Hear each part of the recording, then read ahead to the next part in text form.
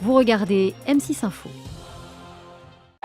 Quand le prix à la pompe flambe, surtout ne pas s'énerver et même plutôt se détendre au volant.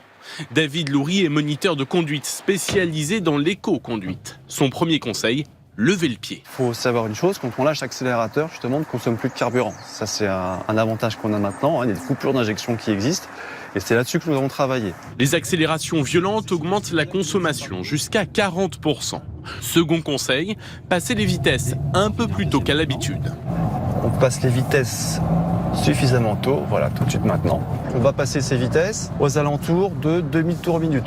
Sur autoroute, ne pas être trop pressé. En diminuant sa vitesse de 10 km/h, il est possible d'économiser 7 € sur 500 km. Ce matin, Christine a fait 2 fois le même parcours. La seconde en suivant les conseils de David. Et résultat, Deuxième parcours, on est à 4 litres au 100. Donc on a On quand a même baissé gagné 1 litre. ouais, 20%. 20%.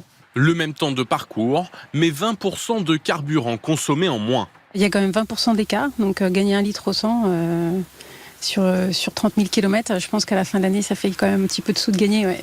Pour un plein de 45 litres, 65 € en essence, 66 € en diesel, le gain sera compris entre 6,50 € et 13,30 €. Une conduite plus souple, mais aussi un entretien régulier de son véhicule, et notamment de la pression des pneus. Vérifiez bien la pression des pneus qui se trouve ici. Ne pas hésiter à surgonfler légèrement les pneus de 0,3 bar, comme c'est préconisé bien souvent. Des conseils de bon sens pour faire des économies, mais qui permettraient également de diminuer de 15% le nombre d'accidents.